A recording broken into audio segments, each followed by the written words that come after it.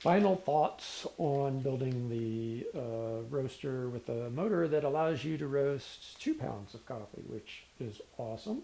First of all, I think it improves the roasting process itself. Having 2 pounds of coffee, that extra mass of coffee in there, allows you to have a better ratio of heat to bean. And what I mean by that is you're able to fine tune the heat such that you can get a lower amount of heat applied to the bean so that you can do a much slower roast. It's really, the more I do this, it's analogous to uh, barbecuing, like smoking brisket. I don't know, I don't want brisket people to get mad at me here. I am using a thermometer that you use for brisket as well, barbecuing and such, and it works great for coffee roasting. So there's a lot of analogies for that. There's a gap right here in the hinge that allows that thermometer to go in there. You don't have to drill a hole.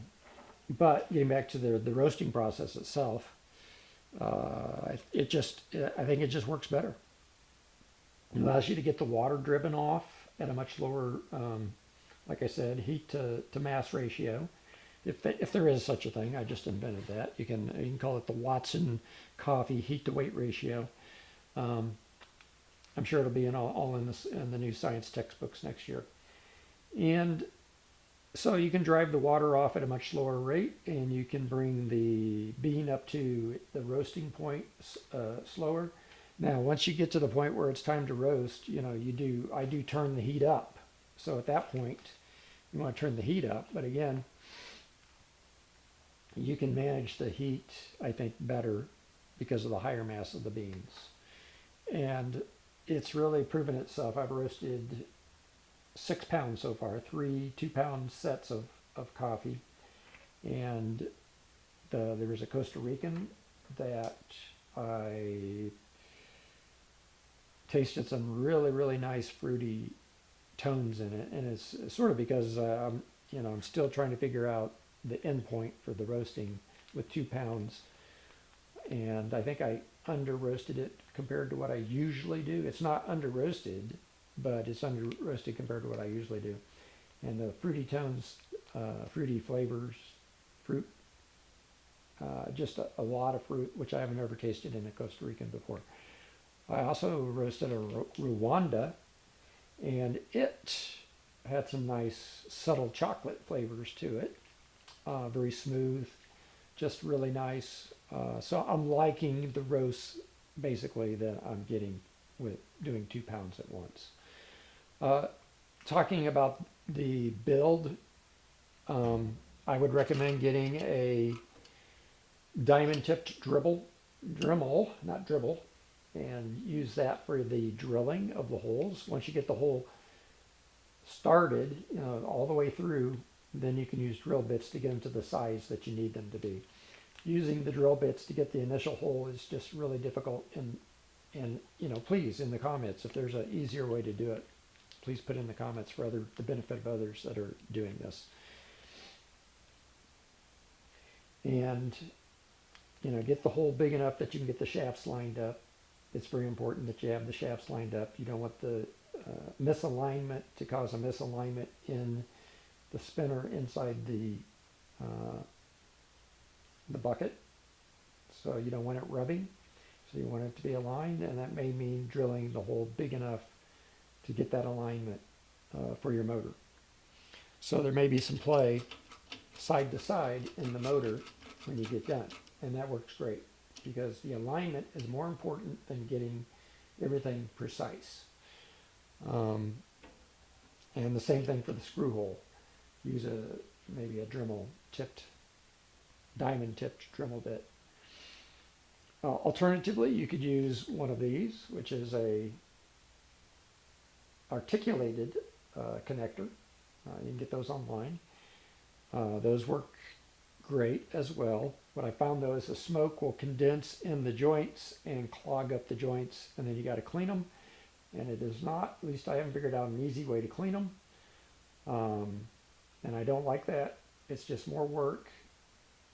So I'd rather just drill out the hole large enough so that that it gets lined up, and use a nylon spacer, which does not require any maintenance in the future once you get that.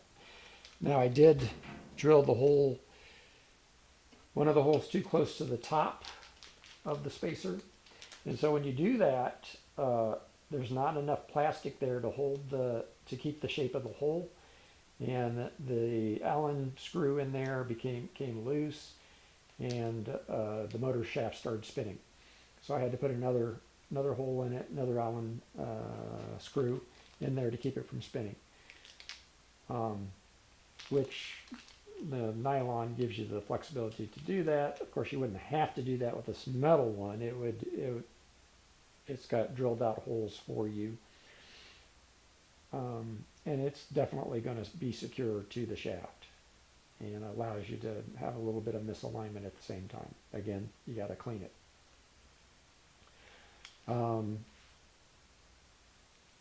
You still have to tilt the pan.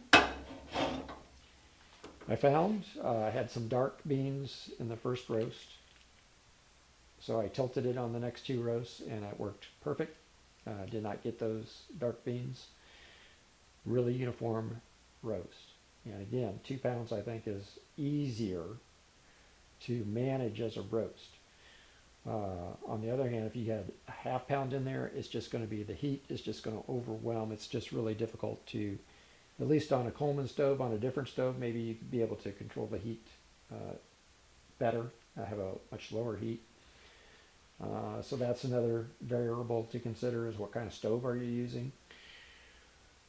Trying to think if there's anything else. Just make sure you use safety precautions, goggles, earplugs when necessary, to protect that. I know if you're young, you think you're indestructible. I was indestructible at one time, but paying the consequences in the hearing. I've got tinnitus, and you don't want that. Trust me. So use ear protection, use goggles, and protect it. Even if you don't think you need to, just do it. All right? You need to do it. Any comments on how to do this, better ways to do it, please put them in there. Help other people out with their projects. And all the parts are going to be in the description. Any questions, just email me, and I answer all questions. I don't get that many emails, but so I will answer all questions. And thanks for watching.